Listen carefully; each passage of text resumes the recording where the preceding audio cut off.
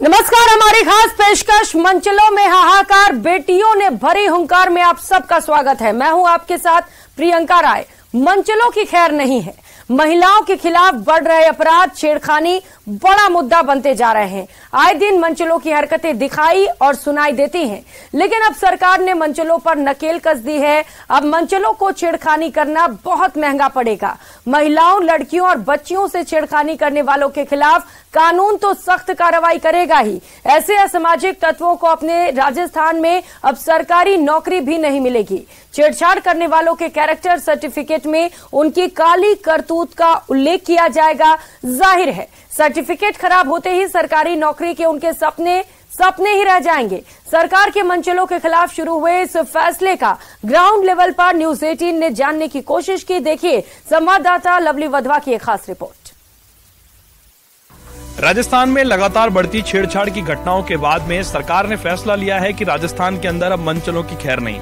सरकार ने आदेश तो जारी कर दिया, ऑपरेशन गरिमा चलाया जा रहा है। जगह जगह टोल फ्री नंबर जो पहले से जारी थे, अब उसके पोस्टर भी चस्पा किए जा रहे हैं। मगर आज हम पहुंचे हैं राजस्थान यूनिवर्सिटी के कैंपस में। यहाँ पर अलग अलग कॉलेजेस के अलग अलग क्लासेस के अलग अलग सब्जेक्ट के अंदर पढ़ाई लिखाई करने वाले अलग अलग गांव ढाणी के बच्चे जो हैं वो इस वक्त हमारे साथ में मौजूद हैं। हम लोग यहाँ के स्पोर्ट्स ग्राउंड पर मौजूद है। बच्चों से बात करते हैं कि जो बेटियां हैं वो कितना सुरक्षित महसूस करती है अपने को घर से बाहर, और जो बच्चे हैं वो किस तरह की सोच लेकर के चलते हैं घर के बाहर, क्योंकि घर के अंदर तो बहन बेटी सब होती है, लेकिन घर के बाहर किस तरह की सोच के साथ वो निकलते हैं। तो आपको एक तस्वीर दिखा देते हैं यहाँ के नजारे की कि यहाँ पर जो बच्चे हैं वो बड़ी तादाद में हमारे साथ में मौजूद हैं। और अच्छी बात यह है कि तमाम बच्चे चाहते हैं कि सरकार इस कानून को सख्ती से इसकी पालना करे। तो शुरुआत करते हैं बच्चों के साथ में और बातचीत करने का सिलसिला जो है वो शुरू करते हैं। क्या नाम है आपका?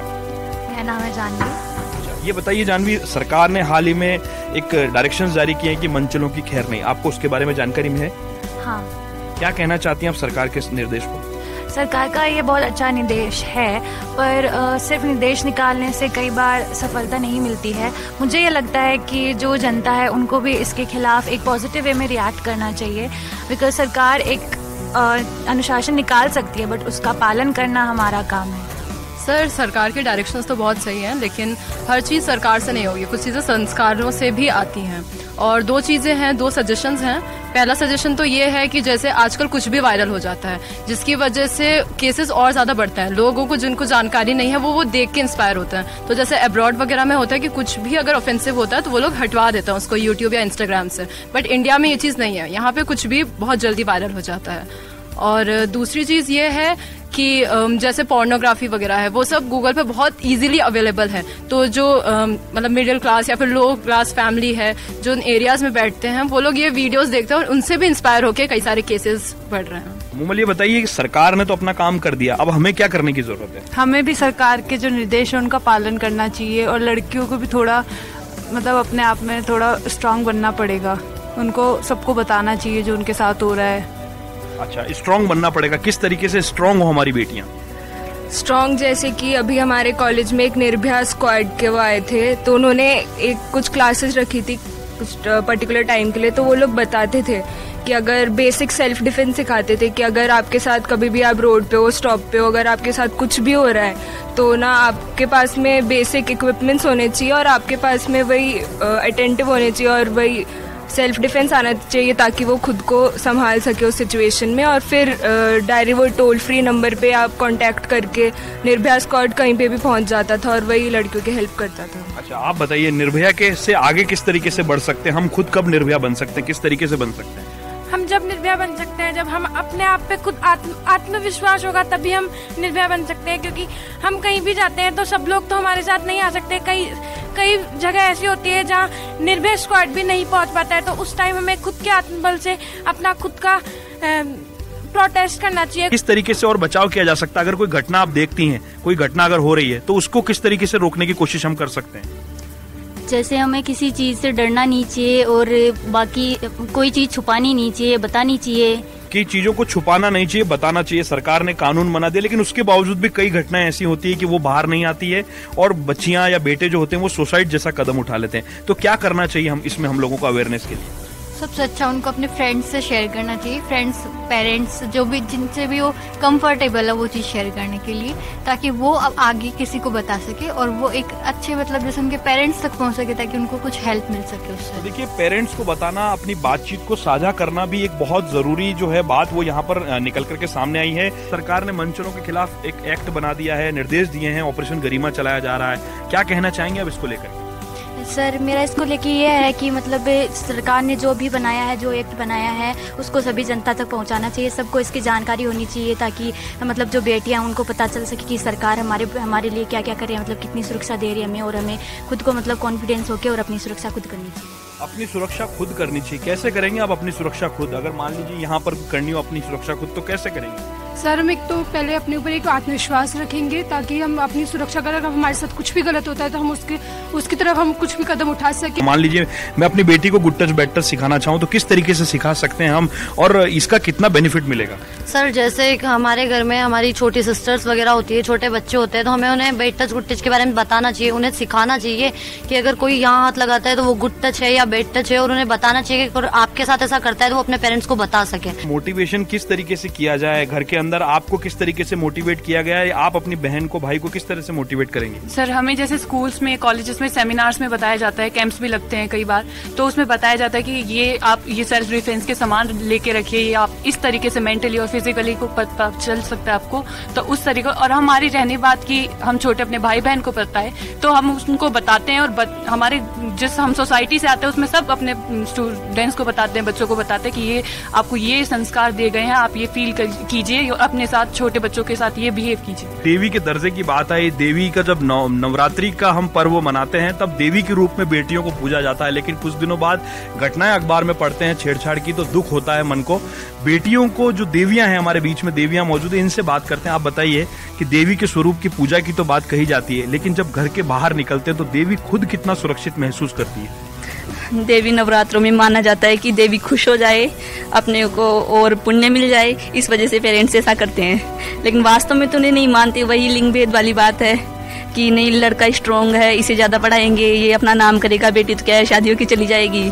तो वही लिंग भेद की बात है, वहीं से वो लड़का सीखता है घर में कि तेरी बहन है, कमजोर है, इसे खाने को कम देंगे, पढ़ने को कम देंगे, इस पर पैसे कम खर्च करेंगे। आप बताइए कैसे अवेयरनेस करनी चाहिए सरकार को, कैसे आप तक सरकार की बात पहुँचे?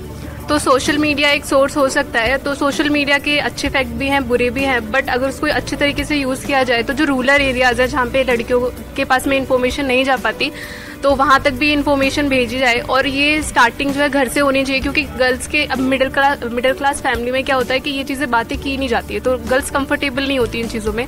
बेटी अगर रात के अंधेरे में घर के बाहर है तो उस पर शंका की जाती, बेटे पे शंका नहीं की जाती। कैसे दूर होगा ये भेदभाव?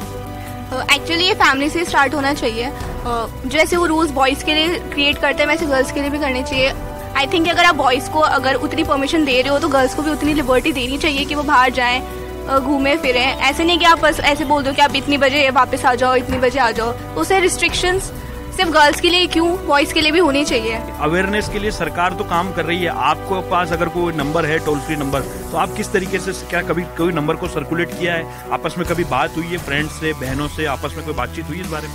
नहीं सर, ऐसी तो कभी बात हुई नहीं, क्योंकि हम नॉर्मली ये चीज़ बात नहीं करते, हम फैमिली में भी ये बात नहीं करते, ना हम अपने फ्रेंड्स में करते हैं। अगर कुछ ऐसा सिचुएशंस होते हैं तो ज़रूर हम कॉलेज या स्कूल्स में इस चीज़ की बात करते हैं, बट वैसे हम जर्नली इस चीज़ को डिस्कस नहीं करते। ये बच्चे लगातार अपने मन की बात जो है वो शेयर कर रहे हैं। हमारे साथ में राजेश जी, उनसे बात करते हैं। राजस्थान यूनिवर्सिटी के अंदर वरिष्ठ प्रोफेसर हैं, उनसे बात करते हैं। राजेश जी, ये बताइए, बच्चों के मन में अलग अलग तरह की बात सामने आ रही है, घर के अंदर से शुरुआत होने की बात बार बार सामने आ रही है। आप किस नजरिए से देखते हैं? एक लंबा समय आपको जो है वो यहाँ पर यूनिवर्सिटी के अंदर भी हो गया, किस नजरिए से देखते हैं आप? क्या कुछ करने की जरूरत और महसूस होती है?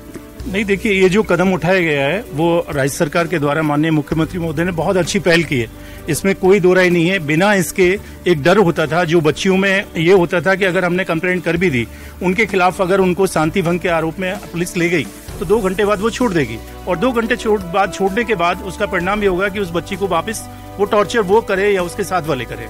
तो उसी से निजात दिलाने के लिए अगर हम देखें तो एक स्ट्रिक्ट कोई इस तरीके के डिसीजन की आवश्यकता थी, बहुत समय से इसकी दरकार थी। वो कदम बहुत अच्छा उठाया है, इसमें कहीं कोई दो राय नहीं है। आप प्रॉक्टर बोर्ड के अंदर हैं, कितनी बार ऐसा होता है जब बच्चियां आप तक पहुंचती है, बात करती हैं, अपने मन की बात साझा करती हैं और वो बताती हैं कि नहीं, ये जो व्यक्ति है यूनिवर्सिटी कैंपस के लिए या क्लास के लिए ठीक नहीं है। काफ़ी सारी इस तरीके की शिकायतें हमें राजस्थान यूनिवर्सिटी में भी देखने को मिलती हैं। पिछली बार अभी हम देखते हैं तो महारानी में इस तरीके के कुछ केसेस हुए थे, लेकिन महारानी की गर्ल्स ने उसको बहुत अच्छी तरीके से हैंडल किया और जैसे तैसे करके उन जो सूचना थी उस सूचना को अथॉरिटी तक पहुंचाया। जो बेटी हमारे साथ उनसे बात करते, क्या नाम है आपका? गंगा सुथार। अच्छा, ये बताइए गंगा कि आपको इस एक्ट के बारे में जानकारी मिली? जी नहीं सर, अभी आपने बताया तो पता चला आपको। तो जब आपको इसके बारे में पता चला तो अब आने वाले समय में क्या करेंगे आप? अगर इस तरह की कहीं कोई घटना देखती हैं आप तो क्या करेंगे आप? जी सर, मैं बताऊंगी इस ऐप के जरिए कि ऐसा हो रहा है ताकि सजा मिले जो भी कर रहा है, आगे और ना हो। अच्छा, आगे और ना हो। आप बताइए क्या करना चाहिए? सरकार ने तो अपना काम कर दिया, अब हमें क्या करना चाहिए? सर जैसे कि सबने बोला है अवेयरनेस वगैरह, तो अब सब यही बोल रहे हैं कि लड़कियों को अवेयर रहना चाहिए, पर कोई ये नहीं बता रहा कैसे। तो हम लोग को सबसे पहले तो ये करना चाहिए कि अगर हम खुद से कहीं जाते हैं कहीं पर भी, तो अपने फ्रेंड्स, फैमिली, इन लोग को हमें लोकेशन सेंड करनी चाहिए। और कभी हम कैब वगैरह कर रहे हैं तो उसका भी देना चाहिए कि कैब ड्राइवर का ये नाम है और जो भी कार, बाइक, उसका ये नंबर है। और बच्चों से बात करते हैं। आप बताइए अवेयरनेस के लिए क्या करना होगा, हम किस तरीके से अवेयर होंगे?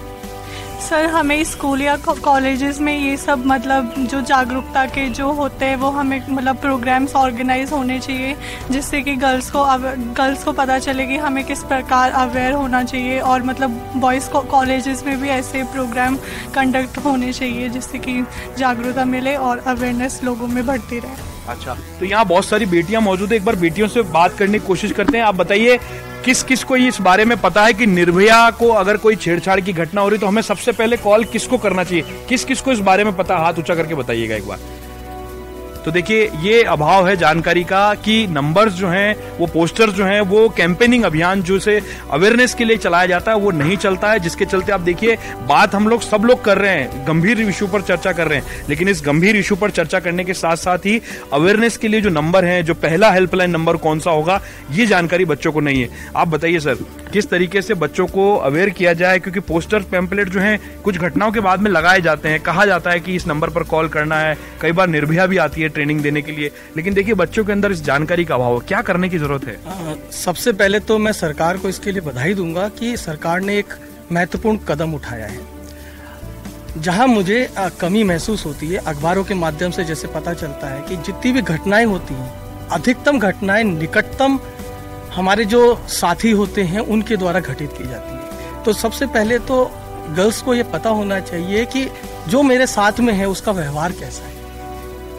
सबसे ज्यादा सेंस लड़कियों में होता है, उन्हें तुरंत पता चल जाता है कि मैं कहाँ हूँ, क्या व्यवहार हो रहा है, और इसकी तुरंत सूचना देनी चाहिए।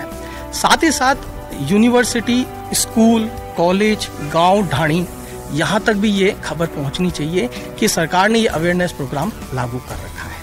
क्यों ना हम बॉयज के लिए भी ये इस तरह का अभियान चलाएं, उन्हें बताएं कि भाई हमारे समाज में जो लड़कियां हैं, महिलाएं हैं, उनके बारे में और उनके साथ में किस तरह से हमें व्यवहार करना चाहिए। सभ्यता, शालीनता ये उन्हें सिखाई जाए कि कहाँ पे आप सही और कहाँ गलत है, क्योंकि हम उन्हें ये नहीं सिखा पाते हैं और उस कारण से भी कई बार कुछ घटनाएं हो जाती हैं। कुछ और बच्चे हमारे साथ में मौजूद हैं, उनसे इस बात को आगे बढ़ाते हैं।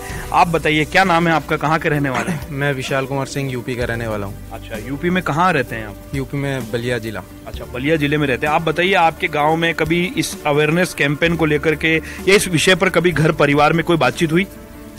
हाँ, वहाँ भी होती रहती है। जैसे यहाँ पे हम सभी बैठे हुए हैं तो उधर भी ऐसे ही मतलब कैंपेन्स वगैरह चलते हैं। वहाँ की जो एनसीसी वगैरह है वो भी लोगों को जागरूक करती है इस चीज़ को लेके। और जब मैं गया था, लास्ट ईयर भी गया था, तो ये सारी चीज़ें चल रही थी। आप बताइए संस्कार जो हैं वो घर से दिए जाते हैं। एनसीसी की बात तो हम कर रहे हैं, लेकिन एनसीसी के अलावा जो लोग एनसीसी को नहीं जानते, एनसीसी तक नहीं पहुंच पाते, उन बेटों को कैसे घर के बच्चे, घर के जो परिवार के लोग हैं, बड़े हैं, वो उनको संस्कार देने चाहिए? ये फैमिली बैकग्राउंड बहुत मैटर करता है जी। आपके पेरेंट्स आपके साथ कैसा व्यवहार करते हैं और आप पेरेंट्स के साथ कैसे अट्रैक्ट हैं, वो जी आपको वो पेरेंट्स ही आपको बताते हैं। भाई आपकी अपनी बहन है, सारी बहन बेटियों का रिश्ता कैसा होता है। आप सबको उनके साथ प्रोटेक्शन वाला और एक प्रोटेक्टिव वे से रहना चाहिए। क्या करना चाहिए हमें घर के अंदर से, घर से कैसे संस्कारवान बेटे निकलेंगे बाहर ताकि ये घटनाएं रुक जाए? जी सर, सबसे पहले तो हमें अपने विचारों पर भी कंट्रोल करना चाहिए, और दूसरी बात, जैसे हमें लगे कि हमारा दोस्त गलत संगति का है, गलत विचार हमें डाल रहा है, तो उससे थोड़ी दूरी बनानी चाहिए। आप बताइए, कानून तो बहुत बने हुए हैं, धाराएं बहुत सारी है, आपको किसी धारा के बारे में पता है कि अगर कोई छेड़छाड़ करता है तो क्या होगा उसके साथ? एक्शन वही एक दिन लिया जाता है और बाद में वही 2-3 घंटे बाद उसे छोड़ दिया जाता है। उसके बाद वो जाके वापस उसी लड़की को परेशान करता है कि क्यों तू मेरे बारे में कंप्लेन की। ये बात बहुत मैंने की, उसको कम से कम 2-3 दिन तक हिरासत में रखना चाहिए। अच्छा, कितने दिन जेल में होना चाहिए छेड़छाड़ वालों के साथ? किस तरह का बिहेव करना चाहिए सरकार को, कानून को? सर ज्यादा से ज्यादा 6 महीने तक तो उन्हें जेल में रखना चाहिए। अच्छा। और सर ये ज्यादा छेड़छाड़ ज्यादा बस स्टॉप या गली कुचों में इनमें होता है, तो वहाँ पे सर कैमराओं की इनकी सुविधा भी होनी चाहिए।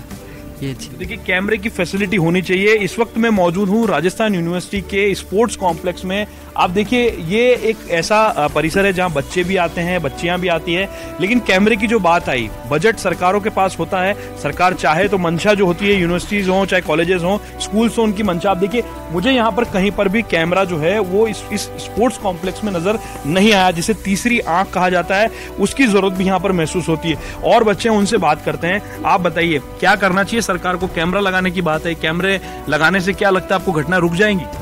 रुकेगी नहीं, पर इसमें कैद होगी तो ना सबूत मिलेगा सरकार को आगे इसमें कार्यवाही करने के लिए। कार्रवाई करने के लिए सबूत मिलेगा। आप बताइए, कैसे जागरूक हो रही है बेटियां हमारी? मंचलों की खैर नहीं, सरकार ने एक्ट बना दिया, सरकार कह रही है कि सरकारी नौकरी नहीं मिलेगी।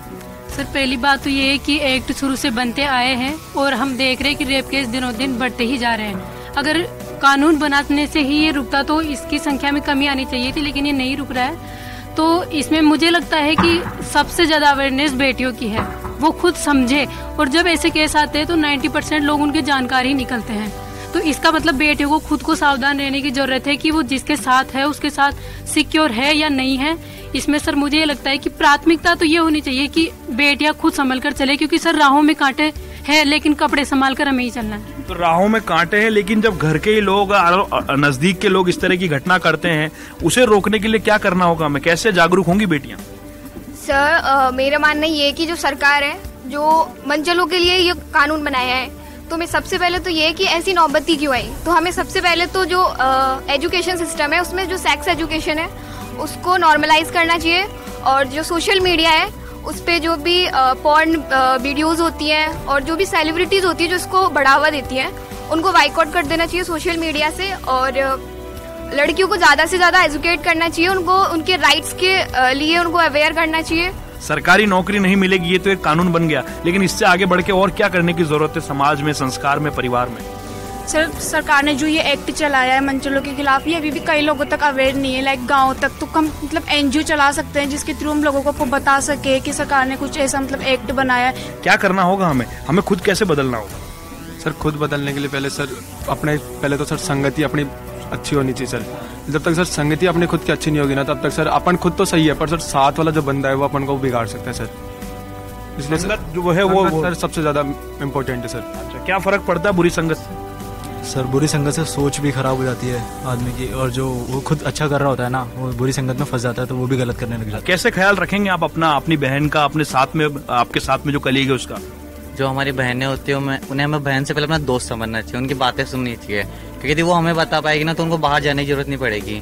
बाहर काफी लोग बनाते हैं, काफी रेप वगैरह होते हैं, उनसे हटके मतलब वो अपने घर में बताना चाहिए, तो उनको बाहर बताने की जरूरत नहीं पड़ेगी ये चीजें। अभी भी बहुत सारे बच्चे हमारे साथ हैं, छात्र हैं, युवा हैं, कुछ छात्र नेता हैं, कुछ प्रोफेसर हैं, उनसे बातचीत का सिलसिला लगातार जारी रखते हैं। ललित ये बताइए, राजस्थान कॉलेज के अंदर किस तरह के हालात हैं, कितना बदल पाए हैं हम बेटे बेटियों के बीच में आपसी भेदभाव को, और कितना सुरक्षित महसूस करती है वहाँ पर बच्चे? मैं एक ही चीज कहना चाहता हूँ, जब भी राजस्थान कॉलेज के अंदर कोई भी एग्जाम होता है, जब बच्चियाँ आती है तो अब वहाँ सिर्फ बॉयज कॉलेज है, तो लोग यही तरीके से देखती है कि आज हमारी कॉलेज में बच्चियाँ आई है। तो मैं ये सरकार को कहना चाहूँगा कि वहाँ पहुँच के ज़्यादा से ज़्यादा लोगों से गांव के अंदर मिल के ये बताया जाए कि वहाँ तुम्हारी बेटियाँ सुरक्षित है, कहीं पे भी कुछ नहीं होने वाला। और वहाँ बहुत सारे कानून है, वो कानूनों का उनको पता ही नहीं है, इसलिए वो अपनी बच्चियों को बाहर भेजना ही नहीं चाहते। कानून का पता नहीं है, फिर से अवेयरनेस वाली बात है। आप बताइए, कैसे पता लगेगा कानून को? अगर किसी को जानकारी हो, वो कैसे बता सकता है दूसरे को कानून को? और आपको क्या पता है किसी कानून के बारे में इस तरह के? पूरी बातचीत में एक मूल चीज सामने आई कि अवेयरनेस। और अवेयरनेस की बहुत सारी विधाएं बच्चों ने, हमारे साथियों ने, हमारे भाई बहनों ने हमें बताई, लेकिन इसमें मीडिया का रोल भी बड़ा सराहनीय माना जाएगा कि आप हमारे साथ आए यूनिवर्सिटी में, आपसे हमने बात करी, आपने सारे पहलुओं को जाना। जैसे सिक्के के दो पहलू होते हैं, वैसे भी हर एक्ट के भी दो पहलू होंगे। आपने बातचीत करके सबके विचार जाने और इस तरह हमारी बात को जो सरकार से आप पहुंचा रहे हैं, इससे सरकार को भी पता लगेगा इसके कौन सा सकारात्मक पहलू है, कौन सा नकारात्मक पहलू है, और इसके इम्प्लीमेंट भी सरकार जरूर करेगी, जो मीडिया के माध्यम से बिल्कुल संभव है। सब साथ आएंगे, अवेयर होंगे। कब तक होगा ये सब काम, कब करेंगे हम लोग? सर मैं एजुकेशन सिटी कोटा से आती हूँ सर। हमारे यहाँ हर स्टेट से बच्चे आती है, तो ऐसे आप बोलोगे ना फिजिकल मोलेस्टेशन वो इतना नहीं है, लेकिन जो साइबर ट्रोलिंग है ना वहाँ इतनी ज्यादा है। क्लासेस में वीडियो बन जाती है बच्चियों की और फिर वो वायरल हो जाती है। और जो टैबू टॉपिक्स है जैसे सेक्सुअल हरेसमेंट हो गया, मोलेस्टेशन हो गया, इस पे ना बात करने में ये लोग घबराते हैं। ऐसे बोलेंगे कि एक लड़की इस बारे में कैसे बात करेगी। अरे क्यों नहीं कर सकती? मुझे लगता है कि सबसे बड़ा वेपन जो मेरे पास है वो मेरी आवाज है। अगर मैं वो ही नहीं उठा पा रही हूँ तो मैं हाथ, पेन, चाबी नहीं उठा सकती। तो मुझे ऐसा लगता है कि वो चीज नहीं होनी चाहिए। अगर आपने अपनी आवाज उठाई है तो वो जानी चाहिए और उसके खिलाफ कुछ ना कुछ कार्रवाई होनी चाहिए और वो दिखनी चाहिए। कार्रवाई होनी चाहिए। आवाज उठाने की बात आई, कितनी बार ऐसा सुनने को मिला अनवर के किसी बेटी ने आवाज उठाई हो और ये कहा हो कि इसको यहाँ पर रोकना होगा। कहीं ना कहीं समाज में बदलाव, परिवर्तन आज भी हम देख रहे हैं कि बहुत जगह तो अवेयरनेस है और बहुत सारी जगह ऐसी स्थिति है कि जिस समाज से, जिस कम्युनिटी से मैं आता हूँ, मुस्लिम कम्युनिटी से आता हूँ मैं, हमारी मुस्लिम कम्युनिटी के अंदर छात्र जो हमारी बहनें, उनको पढ़ने के लिए कहीं ना कहीं वो कह सकते हैं कि बाधाएं बहुत ज़्यादा दी जाती है। फिर भी वो पढ़ के अगर समाज के अंदर नाम रोशन करने की बात करती है तो हमारे समाज में हम जैसे भाई, हम जैसे ही कह देते हैं कि तुम्हें क्या जरूरत है, तुम्हें तो शादी करके घर संभालना है। ये नहीं होना चाहिए। हम ये एक समाज में डेमोक्रेटेड में हम रहते हैं, हम लोकतंत्र में जिसकी हम बात करते हैं, यहाँ पर अपनी बात और अपनी तरीके से जीवन जीने का अधिकार सबको है। कितना सशक्त मानती हैं आप अपने आप को? सर सशक्त तो ठीक है, लेकिन पहले जैसा अभी आपने बोला ये जो कानून आया है वगैरह मोस्टली लोगों को नहीं पता है। लड़कियों को तो बिल्कुल बहुत कम लड़कियों को पता है। तो वो सरकार ने कानून कर दिया ठीक है, लेकिन उनको उन्हें बताना भी तो चाहिए कि वो मतलब वो ऐड दे सकते हैं टीवी में, फोन्स में ऐड आते, यूट्यूब बहुत सारे ऐप्स है जिसके बीच बीच में ऐड आते, तो उन लोगों को ऐड के थ्रू ही बताना चाहिए कि हम लोगों ने ये किया है, आप इस नंबर पे कॉल कर सकते हैं। सिक्योर फील करते हैं परिवार के लोग बेटी को बाहर भेजने में, क्या कहना चाहती हैं आप ऐसे परिवार के लोगों को? कैसे सेफ फील करेगी हमारी बेटियां और परिवार के लोग? सर मैं भी एक ग्रामीण क्षेत्र से आती हूँ, तो मैंने देखा है जब भी मैं घर से बाहर निकलती हूँ तो मेरे पेरेंट्स ऐसे बोलते हैं कि बेटा अच्छे से जाना और अपना ख्याल रखना। लेकिन सर आजकल गरिमा हेल्पलाइन नंबर चल रहे हैं, तो उनमें मैंने देखा है कि हमारे ग्रामीण क्षेत्र में आधे से ज़्यादा औरतों को पता ही नहीं है। आधे लोग शिक्षित है, आधे लोग अशिक्षित, तो उन लोगों को अभी तक पता नहीं। और अब हम देखते हैं बस की चीज़, तो बस में महिलाओं के लिए सीट उपस्थित होती है सर, लेकिन महिला अपने अधिकार के लिए बोल नहीं पाती कि सर ये मेरी सीट है। तो सर महिलाओं के साथ समानता होनी चाहिए। क्या सरकार को ऐसा भी कोई ऐप बनाना चाहिए जिस ऐप के माध्यम से हम बेटियां जो है वो सीधे सरकार से या एजेंसीज के साथ जुड़ी रहें? जी सर, ये बिल्कुल सरकार को करना चाहिए, एक ऐप बनाना भी चाहिए, बट उसमें ना सारी गर्ल्स की जो इन्फॉर्मेशन होती है वो सिक्योर होनी चाहिए। और कई बार हम जैसे ट्रैवल भी करते हैं बस में, और जैसे इन दीदी ने कहा कि सीट हमें नहीं मिलती है, तो कई बार मनचले ये भी करते हैं कि धक्का मुक्की करके मतलब अनटच मतलब फील करवाना कोशिश करते हैं। हम इनसे बात करते हैं। बेटा स्कूल में कभी गुड टच बैड टच के बारे में बताया, जानते हो गुड टच बैड टच के बारे में? अगर कोई इंसान गलत जगह टच करता है तो उसे बैड टच कहते हैं। अगर आपके साथ कभी ऐसा होता है तो आप अपने मम्मी पापा को बताओ, या अगर आप स्कूल कॉलेज में हो तो उन स्कूल कॉलेज के टीचर्स को बताना चाहिए। बताना चाहिए, तो बताना जरूरी है। हाँ, है ना? बताएंगे तभी परिवर्तन आएगा। हाँ। अच्छा, तो देखिए छोटी सी बच्ची है, लेकिन मन के अंदर जो है स्कूल्स के संस्कारों को भी कहा जाएगा, मदर फादर भी अपने बच्चों को संस्कार देते हैं। आप बताइए कैसे बदलाव आएगा समाज के अंदर? क्या कभी परिवार के लोगों ने बैठ के बात की, कहा कि जो बाहर निकलते हो तो ये सारी जितने बच्चियां आपको मिल रही है, सारी बेटियां, इनकी सुरक्षा करनी है हमको, या केवल रक्षाबंधन पर ये बात होती है? नहीं सर, ये सब आपने सही कहा। जो घर पे बैठ के यही बात होती है कि सभी सजेशन करते हैं कि सबको अपनी एक नज़र से देखो सबको, और सबको सिक्योरिटी करो। जो भी है गर्ल्स के लिए तो बना दिया, लेकिन किसी से अगर दुश्मनी हो तो गर्ल्स के अपना इसका मिसयूज भी कर सकती है। किसी की गलती नहीं है और शिकायत हो जाए तब फिर क्या किया जाए? क्या करना चाहिए फिर सरकार को? अगर किसी की गलती नहीं है और शिकायत हो जाए तो सरकार को पहले उस केस के बारे में पूरी स्टडी करनी चाहिए और उनको जानना चाहिए कि उस इंसान की गलती है या नहीं है। अगर उस इंसान की गलती नहीं है तो सरकार को उस जो शिकायत करता है उसके खिलाफ कार्रवाई करनी चाहिए, परंतु अगर उसकी गलती है तो उसके खिलाफ कड़ी से कड़ी कार्रवाई करनी चाहिए। क्या कहना चाहेंगी सरकार के इस एक्ट पर? सर एक्ट तो बहुत अच्छा है। इस एक्ट से सर ना जाने कितने जो जुल्म होते हैं वो कम हो जाएंगे। और इसके इम्प्लीमेंटेशन का हमें बहुत ज़्यादा ध्यान देना पड़ेगा कि इम्प्लीमेंट हो भी रहा है, लड़कियों को जागरूकता है भी या नहीं। हमारे साथ में राजेश जी हैं, मेरे सहयोगी कैमरा पर्सन दिलीप चेची और मैं लवली वधवा। हम लोगों ने बच्चों से जानने की कोशिश की इस तमाम एक्ट के बारे में। आखिरी पंक्तियों के साथ छोड़ करके जाते हैं, कुछ पंक्तियां हैं राजेश जी के पास, वो पंक्तियों के साथ में इस कार्यक्रम की क्लोजिंग करेंगे, लेकिन सरकार तक ये संदेश भी देगी। ये पंक्तियां क्या पंक्तियां हैं, शुरू करते हैं राजेश जी इन पंक्तियों के बारे में, आप पंक्तियां गाइए। देखिए, उससे पहले मैं ये कहना चाहता हूँ कि स्वतंत्रता दिवस आ रहा है, स्वाधीनता दिवस की सरकार की तरफ से एक बहुत अच्छी ये गिफ्ट हो सकती है, उपहार हो सकता है हमारे समाज के लिए। और उसमें ऐप वाला जो आपने सजेशन दिया था, वो ऐप इतने बड़े स्तर पर ही हो सकता है जो राजस्थान उसकी देश भर में पहल कर सकता है, इनिशिएटिव।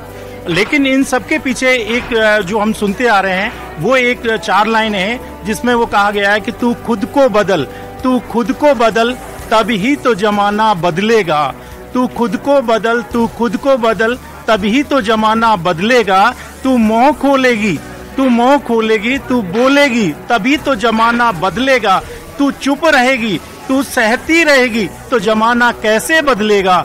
तू खुद को बदल, तू खुद को बदल, तभी तो जमाना बदलेगा। इसमें हमारी बच्चियों को, हमारे परिवार को, हमारे समाज को इस जागरूकता के लिए यानी मुंह खोलने के लिए आगे आना पड़ेगा। हम लोग आगे आके पूरा समाज इस चीज की जागरूकता को जितना व्यापक बढ़ाएंगे, इंटेंशन सिर्फ फांसी देना नहीं है, इंटेंशन सजा देना नहीं है, इंटेंशन सिर्फ सुधारना है, समाज में एक व्यवस्था बनाना है। तो देखिए, समाज में व्यवस्था बनाना है। कैमरा पर्सन दिलीप चेची के साथ मैं लवली वधवा, मुझे दीजिए इजाजत हमारी खास पेशकश में।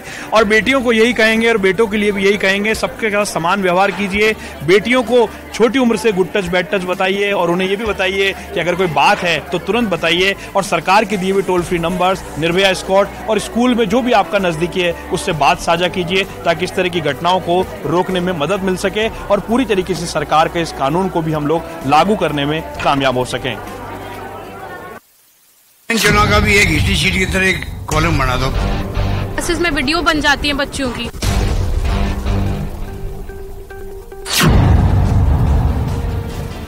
लड़कियों को जागरूकता है भी या नहीं।